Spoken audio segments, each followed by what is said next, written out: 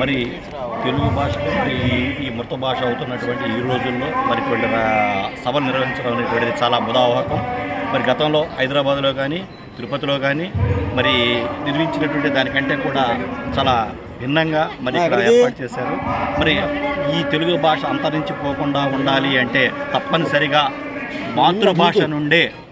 మాతృభాష అనేది ప్రాథమిక స్థాయి నుండే తప్పనిసరిగా తెలుగును అనేది కనుక వచ్చినట్లయితే అప్పుడు ఈ యొక్క భాష అనేది మనకి అభివృద్ధి చెందడానికి అనేటువంటిది అవకాశం అనేటువంటిది ఉంది. కాబట్టి ప్రభుత్వాలు ఒక్కసారి పునరాలోచన చేసి తప్పనిసరిగా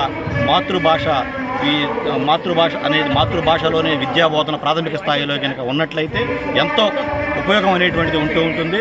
భావితరాలకు కూడా ఈ యొక్క భాష అనేటువంటి అందించగలిగినటువంటి వారం అవుతాము.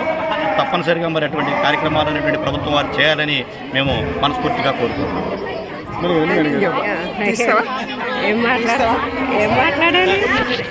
చెప్తాను